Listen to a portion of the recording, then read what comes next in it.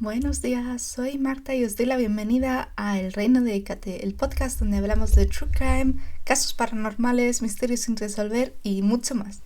¡Empezamos!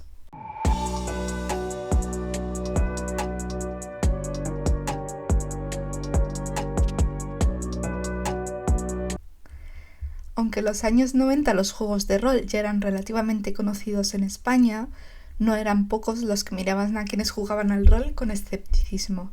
Aún así, el caso del que vamos a hablar hoy contribuyó a crear una imagen aún peor de los juegos del rol, llegando al punto en que incluso se les echaba la culpa de causar asesinatos y volver a aquellos que juegan violentos. Hoy vamos a hablar del llamado el crimen del rol, un asesinato que cometieron dos jóvenes de Madrid movidos supuestamente por un juego de rol inventado por uno de ellos. Vamos allá.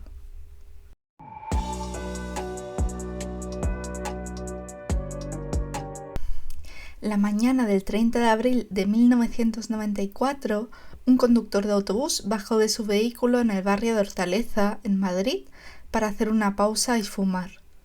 Muy cerca de la marquesina del autobús, en el descampado, ve algo extraño. Se acerca cautelosamente y descubre el cuerpo sin vida de Carlos Moreno Fernández, de 52 años, que había sido salvajemente apuñalado. En un primer momento, la policía piensa que podría tratarse de un atraco que se ha visto truncado por algún motivo. Pero esta hipótesis se descarta enseguida.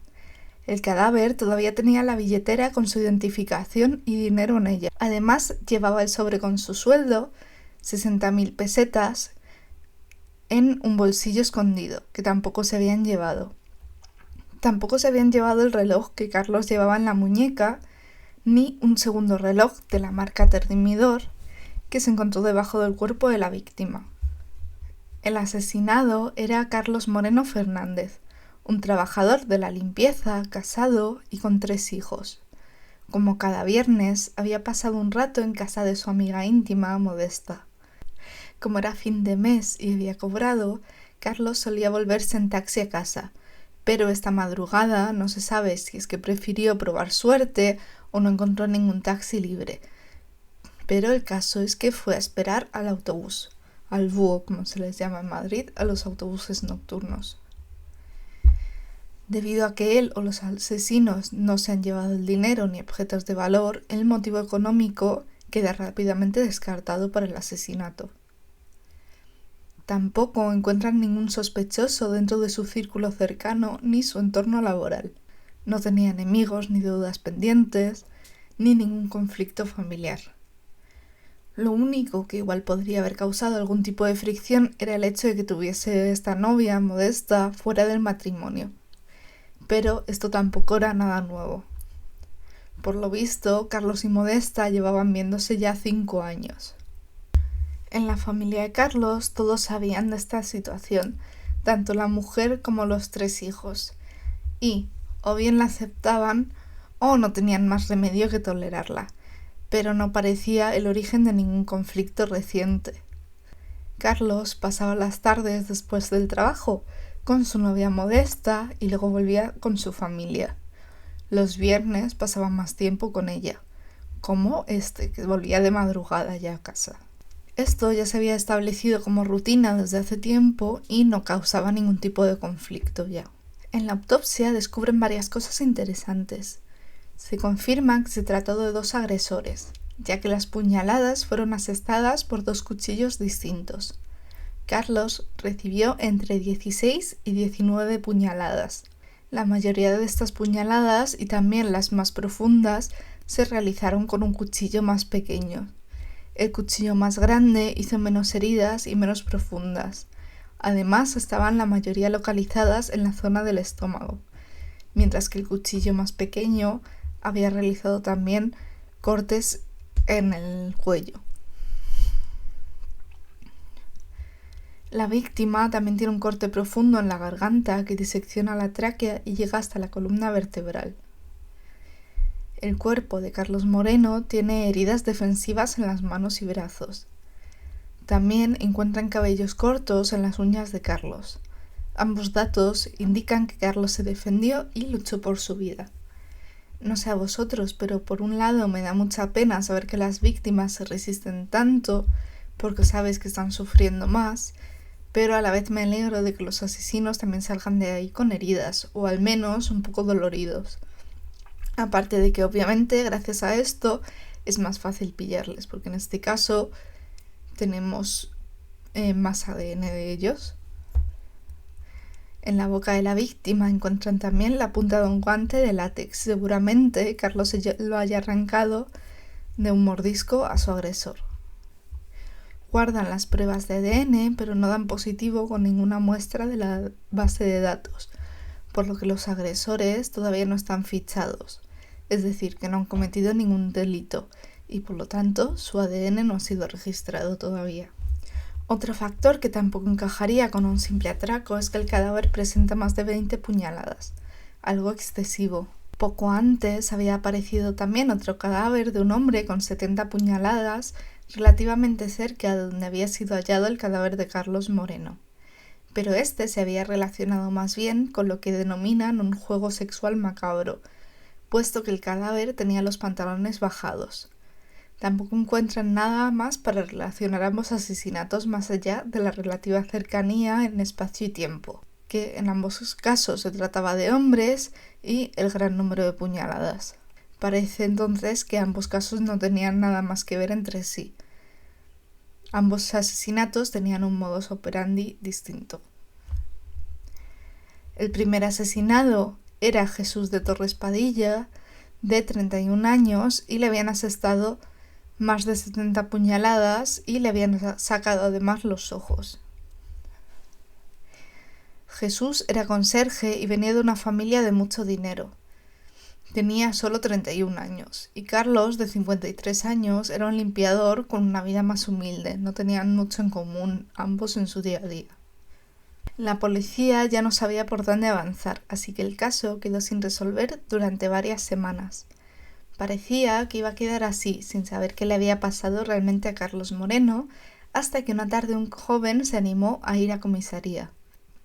Este chico, que se llamaba Enrique Martínez, tenía tan solo 17 años. Enrique les cuenta a sus padres que sus amigos Javier y Félix les habían contado a él y otros 2 amigos que han matado a un hombre, y los padres de Enrique le dicen que se lo tiene que contar a la policía. Pero, en vez de ir directamente a comisaría, llaman por teléfono. Los policías le hacen a Enrique algunas preguntas relacionadas con el caso y cuando se dan cuenta de que Enrique puede contestar con datos precisos sobre algunos casos del asesinato que no han sido publicados, le piden que vaya a comisaría para tomarle declaración. Ya en comisaría, Enrique les habla de sus 2 amigos, Javier Rosado y Félix Martínez. Estos 2 amigos le contaron a él y a otros chicos, Jacobo y Javier, que habían matado a un hombre. Sobre todo, Javier Rosado había fardado del crimen e incluso había hecho comentarios al respecto cuando vieron la noticia en la televisión. Mientras que los otros 2 amigos no se habían creído nada, a Enrique le dio bastante miedo el comportamiento de Javier Rosado y no había conseguido quitárselo de la cabeza. La policía decide entonces seguir a Javier y a Félix para ver si encuentran más pistas o algo que les pueda inculpar. Mientras les vigilan, ven a los 2 amigos comprar guantes de látex y otros objetos que podrían cuadrar con el crimen. Este hecho ya pone a la policía en alerta, pero deciden actuar cuando Enrique les dice que Javier y Félix les han dicho a sus amigos que van a volver a matar. El 5 de junio de 1994, la policía detiene a Javier Rosado y Félix Martínez cuando ambos salían de la casa de Félix. Llevaban consigo guantes de látex y cuchillos. Parecía que, efectivamente, estaban preparados para actuar en cualquier momento. También arrestan de forma preventiva a los otros 2 amigos, Jacobo y Javier, a los otros a los que les habían contado que habían asesinado a un hombre.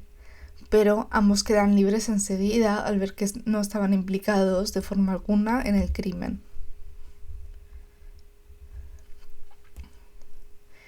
Javier Rosado tenía 20 años y estaba estudiando ciencias químicas en la universidad. Estaba ya en el 3er año. Javier llevaba un dedo vendado en el momento de la detención.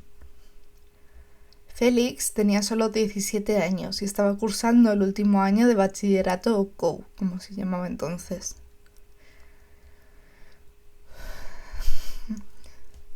La policía consigue una orden judicial para registrar las viviendas de ambos chicos.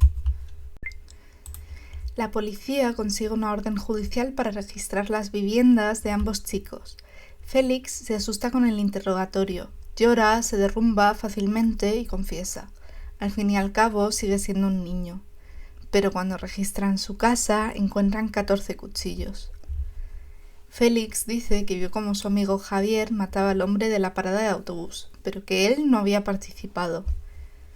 Más tarde, durante el juicio, su abogado seguirá defendiendo esta teoría y dirá que Félix solo agarró a Carlos de los brazos para que no se moviese, pero la autopsia confirma la participación de dos personas en el asesinato. Javier, a diferencia de su amigo, no se derrumba durante el interrogatorio. Niega todo y solo repite una y otra vez: yo no he sido. En el cuarto de Javier Rosado encuentran muchos libros relacionados con sus estudios, como es lógico, sobre todo antes de que existiese tanta tecnología y demás, pero también encuentran un montón de libros de literatura gótica, esoterismo, ocultismo. Javier es fan de Lovecraft, uno de los autores de terror y ciencia, pero también encuentran un montón de libros de literatura gótica, esoterismo y ocultismo.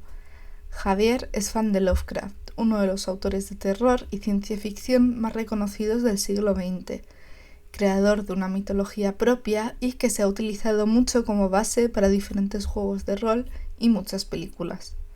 Es el creador de Cthulhu o como lo digáis, y es el autor del Necronomicon. Encuentran también varios objetos que le relacionan directamente con el crimen. Una chaqueta ensangrentada, muchos cuchillos, pero la prueba más potente es el diario de Javier. Javier escribe todos los días en su diario. Los relatos de su día a día son detalladísimos y, por supuesto, en la entrada del 30 de abril, Javier describió con pelos y señales la caza previa y el asesinato de Carlos Moreno. Y además su descripción es muy cruel y muy fría. Pero antes de pararnos a hablar más del diario, quiero hablaros un poco de la vida de Javier y Félix antes del asesinato. Javier viene de una buena familia, sus padres le quieren y siguen casados, tienen buenos trabajos y viven en un barrio de clase media. Hasta ese momento, Javier era conocido como un buen chico. Era responsable, inteligente, un poco callado o introvertido, pero nada más. Nunca les había dado problemas. Es un poco enfermizo, tiene problemas intestinales y por eso estaba también bastante delgado. Quizás, debido a estos problemas con la salud, prefería pasar el tiempo entre libros. Y los pocos amigos que tiene son un poco más jóvenes que él, como 2 o 3 años, tampoco nada extraño y preocupante. No sé cómo era en vuestro caso, pero yo, por ejemplo, salía mucho con mi hermana, que es 3 años mayor que yo, entonces no era raro que nuestros amigos fuesen, 3 años, 4, incluso 5 años más mayores que yo. Y no sé, para mí siempre fue lo normal por eso, porque al final eran realmente los amigos de mi hermana y que yo al final pues también salía con ellos.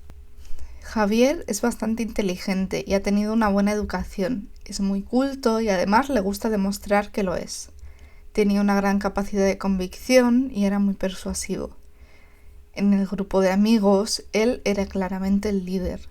Félix no ha tenido tanta suerte con su familia, que es lo que se llama una familia desestructurada. El propio Félix dice que nunca tuvo la sensación de tener una familia. Ambos padres eran drogadictos y se dice que habían contraído el SIDA a raíz de esto. Su padre biológico murió cuando Félix era apenas un niño y cuando tenía 8 años, él y su madre fueron a vivir con su padrastro. A los 10 años, su madre y el padrastro se separan, aunque el padrastro lucha por compartir la custodia de Félix. Esto ayuda muchísimo a Félix a salir adelante. Cuando Félix tiene 15 años, su madre muere. Félix tiene aquí muchísima suerte de contar todavía con su padrastro, puesto que si no, seguramente habría tenido que irse a vivir a una casa de acogida o a algún centro. Félix y Javier se conocen cuando Félix tenía 13 años. Félix también era muy tímido, le gustaba jugar al rol y leer. Un día estaba caminando por un descampado de estos que también se utilizan como campos de fútbol cuando oye a un chico, Javier, gritando nombres de personajes de juegos de rol. Félix se acerca y le pregunta si le gusta jugar al rol, pero Javier no sabe de qué le está hablando. Javier le dice que no, que lo que él está gritando son nombres de las novelas de Lovecraft que tanto le gustan. Como ya os había dicho antes, las novelas de Lovecraft son la base para muchos juegos de rol y al final los nombres que se utilizan son los mismos. Javier se convierte poco a poco en una especie de mentor para Félix. Javier es más inteligente que él y le enseña muchas cosas. Javier, aunque es verdad que es más inteligente que la media, se cree bastante superior de lo que en realidad es. Se sobrevalora y observa la vida con un filtro de crítica. Considera que todos son unos mediocres e incompetentes. Ahí se nota un poco el ego que tenía, pero bueno. Félix también parece que es bien valorado por Javier y esto le hace sentir a salvo con él. Ambos se convierten en mejores amigos. Félix es el que introduce a Javier en el mundo del rol. Unos años antes del asesinato de Carlos Moreno, Javier tiene un accidente y le operan de la rodilla, por lo que tiene que estar en reposo durante largo tiempo. Félix le trae un juego de rol y le enseña a jugar.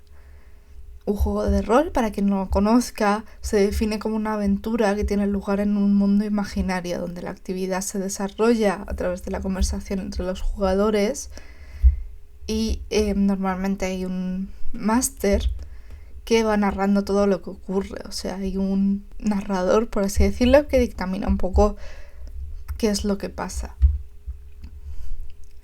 A Javier le encantaron los juegos de rol, sobre todo si él era el máster.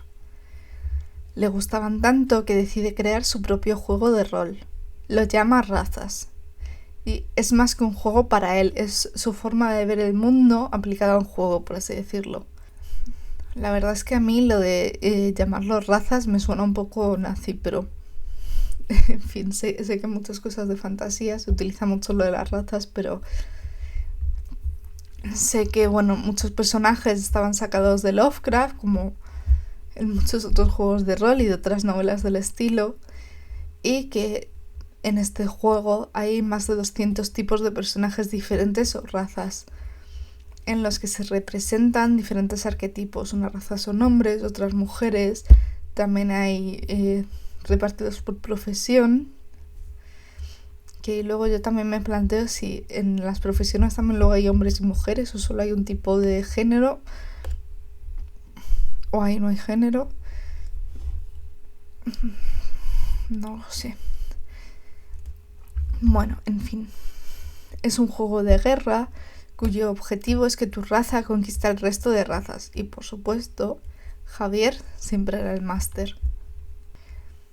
Fuera, en el mundo real, Javier no puede evitar comparar la vida con la ficción. Javier quiere intentar llevar a cabo un juego, pero en la vida real. Parece que empieza a perder un poco a poco la capacidad de discernir entre juego y realidad, o más bien que quiere empezar a perder luz, casi como si su mundo se fuese reduciendo a las partidas de rol. Javier quiere que la realidad se parezca más a su juego y para conseguirlo, Javier determina que tiene que matar a alguien, siguiendo las normas de su juego Razas. La muerte de Jesús de Torres Padillo, el hombre que había sido asesinado poco antes, a puñaladas, anima a Javier Rosado a poner su plan en marcha. Javier decide que él y Félix van a convertir sus fantasías en realidad en la noche del 29 al 30 de abril. En su defensa, durante el juicio, Javier dice que su diario no era real, sino que es un relato que escribió a raíz de toda la información que salía en los telediarios. Y, en parte, es cierto que su diario en general es una mezcla entre realidad y relatos que se inventaba o copiaba directamente e interpretaba a su manera. Pero, gracias al testimonio de Félix y a las pruebas en la escena del crimen, se sabe que el asesinato de Carlos Moreno está descrito fielmente a cómo sucedió. El diario es un relato detalladísimo y muy frío de cómo Félix y Javier cometieron el crimen. Explica por qué habían elegido a Carlos Moreno como víctima, qué le dijeron, cómo empezaron el ataque, todo. La forma de relatar es muy cruda e irrespetuosa. No sé si habéis leído El guardián entre el centeno, pero la forma de escribir me recuerda bastante a la del protagonista, Holden, que critica también todo le parece feo y repugnante, todos le parecen más tontos que él. Se nota que él cree que todo el mundo es inferior a él, en general. Y no solo, se puede encontrar al menos fragmentos del diario de este día, sobre todo en internet, y en general pues a mí me recordó mucho a cómo está escrito El guardián entre el centeno. El guardián entre el centeno, madre mía. En el diario, Javier explica que él y Félix habían estado preparándose durante la tarde para salir a cazar. Salieron de casa sobre la 1:30 de madrugada. Se habían puesto ropa vieja, puesto que suponían que se iban a manchar en el asesinato, y llevaban también guantes de látex y varios cuchillos.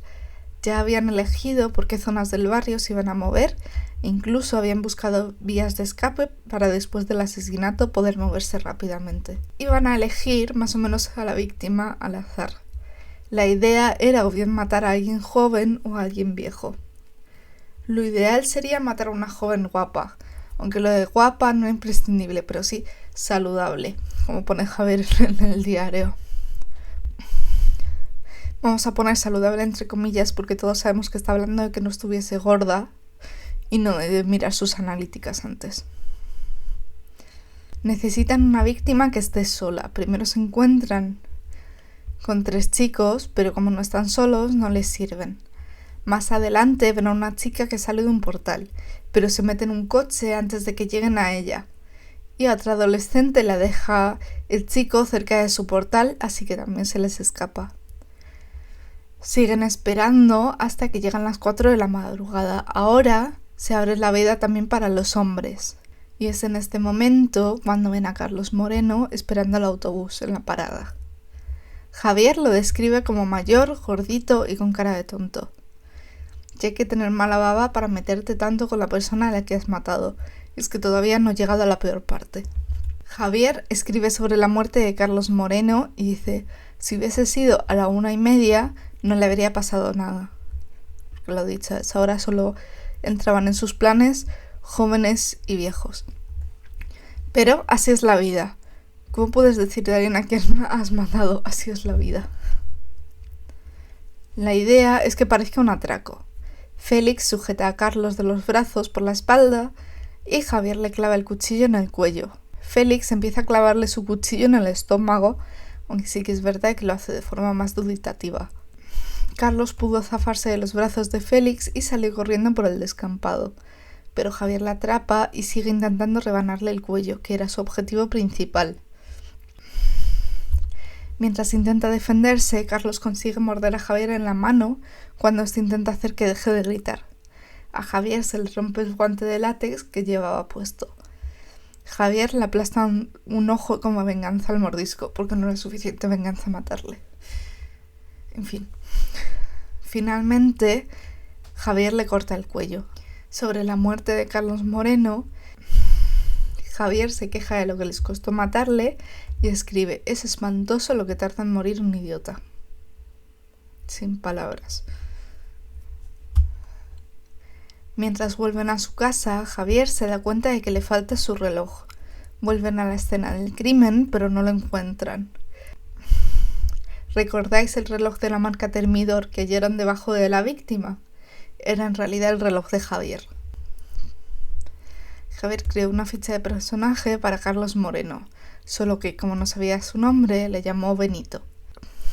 Una ficha de personaje es una ficha que se crea en los juegos de rol en la que se van anotando todas las características de un personaje, normalmente del que se va a interpretar o de algún enemigo. Javier da a Carlos puntuaciones bastante bajas en general, le da un 4 en carisma, un 6 en poder, un 8 en fuerza, que tampoco está tan mal, pero lo que más llama la atención es que le da un 16 en voluntad. Al menos Javier le reconoce a Carlos que luchó muchísimo por su vida.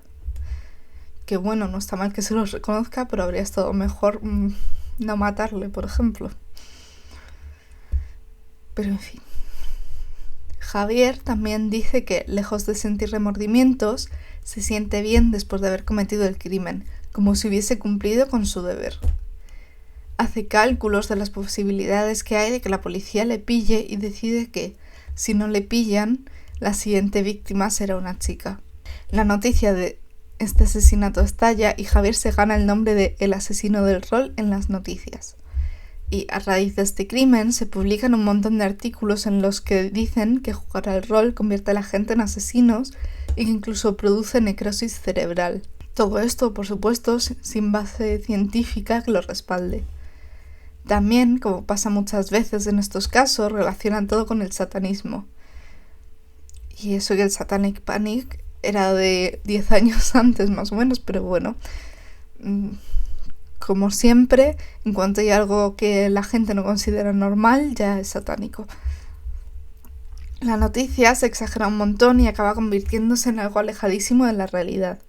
Este crimen hace que los juegos de rol, que ya de por sí les resultaban rarísimos a muchos y algo a lo que jugaban los raritos o los frikis, se demonice. Y bueno, es que imaginaos cómo se tuvo que sentir la familia de Carlos Moreno al descubrir que a su padre o a su marido o a su amante le habían matado por un juego de rol.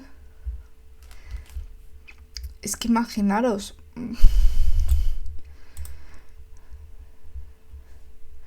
El juicio tuvo lugar en 1997. Hay muchísimas pruebas que sitúan a Javier y Félix en el escenario del crimen. El reloj que perdió Javier, el pelo que les había arrancado Carlos Moreno al defenderse, la punta del guante de látex y además tienen el diario de Javier como prueba. Su implicación en el crimen era innegable. Lo que más se discutió en el juicio fue la salud mental de los acusados. Se preguntan si Javier y Félix eran conscientes de lo que estaban haciendo, es decir, si estaban en plenas facultades o si por el contrario sufrían de algún trastorno por el cual no eran conscientes del todo de lo que habían hecho o de las consecuencias. Javier dice que sufre de trastorno disociativo de la personalidad, lo que antes se conocía como personalidad múltiple. Dice que dentro de él conviven 41 personalidades distintas. Aparte de que es algo que nunca antes se había diagnosticado, no se conoce a nadie con ese trastorno que tenga tantísimas personalidades. Dice que estas personalidades corresponden a diferentes arquetipos de su juego o razas, y que cada personalidad sale a la luz cuando tira el dado. Javier dice que no recuerda lo que pasó. No lo recuerda, pero lo escribió de forma precisa en su diario, lo cual ya no cuadra. Dice además que no fue él, sino que fueron 3 de sus personalidades, y nunca les cuenta a sus psicólogos lo que pasó de verdad. Además, Javier dice que cada una de sus personalidades sale a la luz cuando tira el dado. Digo yo, ¿realmente es un trastorno si lo estás controlando a voluntad? Obviamente nadie le cree. Aquí está intentando ser más listo que todo el mundo y se está dejando a sí mismo en evidencia. O sea, creo que nadie realmente se cree lo de trastorno disociativo, pero sí que los psicólogos y psiquiatras intentan determinar si Javier Rosado, aparte de ser un narcisista manual, que claramente lo es, también podría ser un psicópata totalmente carente de sentimientos de empatía y remordimiento. Una decena de expertos participan en el juicio. Se habló de personalidad disociativa, de esquizofrenia, de paranoia general, de que era un psicópata. Por el contrario, Félix tiene una personalidad completamente opuesta. Es todavía un niño y es algo inmaduro. Tiene miedo y es fácilmente manipulable. Lo describen como manipulable, pero yo lo veo más como una persona normal, con emociones, sentimientos, esas cosas. Félix explica que nunca creyó realmente que fueran a llevar a cabo el asesinato y se muestra muy arrepentido. Dice que él no participó, aunque sí que se encontraron heridas de 2 cuchillos distintos en el cuerpo de la víctima, aunque sí que es cierto que unas más leves que las otras. Su psiquiatra dijo que no tenía nada que ver con Javier, que pensaba que era una persona que podría rehabilitarse con terapia. Durante el juicio, Javier Rosado no responde a las preguntas y se dedica a escribir constantemente en un cuaderno. Al jurado le da la impresión de prepotente. Cuando llega el turno de sus psicólogos y psiquiatras y defienden que Javier está loco, este sonríe y hace el símbolo de la victoria con los dedos. Finalmente, Blanca Vázquez y Susana Esteban, 2 psicólogas forenses, afirman que Javier Rosado no presenta ningún trastorno que le exima de ser juzgado, es decir, no padece de personalidad disociativa y era perfectamente consciente de lo que estaba haciendo. Sin embargo, dicen que tiene un perfil psicopático. No siente arrepentimiento ni empatía, es mentiroso y manipulador, sabe cuándo y con quién puede comportarse de una forma y otra. En fin, tiene todos los síntomas de ser un psicópata. Javier no habló durante todo el juicio, pero sí utilizó su alegato final. Negó de nuevo todo y se quejó de que a Félix no le hubiesen hecho las mismas pruebas que le habían hecho a él, en cuanto a si era un psicópata o no. Básicamente porque se veía que Félix no lo era. Además, dice algo que él creía que debía ser súper inteligente, que fue: el cuchillo grande lo llevaba Félix, no yo. Aquí otra vez se creía más listo que todo el mundo, cuando si hubiese prestado un poco de atención habría visto que efectivamente Félix llevaba el cuchillo grande, pero el cuchillo pequeño era el que había hecho las heridas más grandes y el que finalmente había matado a Carlos Moreno. Pero en fin. El 18 de febrero de 1997 se dicta la sentencia. Absuelven a Jacobo y a Javier, los otros 2 amigos a los que junto con Enrique, Javier Rosado había contado que habían asesinado a un hombre, pero no tenían nada que ver. Javier recibe una condena de 42 años y 2 meses por asesinato y conspiración por asesinar. A Félix, al ser todavía menor, le condenan a 12 años y 9 meses de reclusión menor. Les condenan a pagar una indemnización de 25 millones de pesetas a la familia de Carlos Moreno, que serían unos 120.000 euros. La verdad es que si pensamos en 120.000 euros a cambio de una vida, la verdad es que no es absolutamente nada. Félix pasó 4 años en la cárcel y luego pasó a vivir en un piso tutelado por la Fundación Horizontes Abiertos. Estudió informática, después se fue a Berlín y ahora se dice que ha vuelto a Madrid y que está totalmente reinsertado. No sé vosotros, pero yo sí creo en la reinserción y creo que puede funcionar. Igual no en todos los casos, pero por ejemplo en el caso de Félix, la reinserción me parece la mejor opción. En el caso de Javier, por ejemplo, lo veo un poco más difícil. Javier terminó la carrera de química en la cárcel y se sacó otras 2 carreras. Daba clases de ajedrez y matemáticas a otros presos y además gestionaba la biblioteca. Dicen que durante los primeros años de prisión todavía jugaba a razas. En 2008 ya había cumplido la 3ª parte de su condena y empezó a poder salir los fines de semana. En 2010 obtuvo la libertad total. Se supone que ahora hace una vida normal. Aquí, por ejemplo, sí que me da un poquito más de miedo, sobre todo porque se le diagnosticó una psicopatía y ya era más mayor que Félix, es decir, se supone que debería tener más cabeza. No digo que los psicópatas tengan que estar sí o sí en la cárcel, pero sí que alguien que sabe manipular, que va a portarse bien en la cárcel para salir antes, me preocupa un poco más. Sí que es verdad que de momento no se sabe nada malo de él, así que igual es verdad que sí que se ha reinsertado. Al fin y al cabo ha pasado bastante tiempo desde 2010 y no ha habido más noticias de él.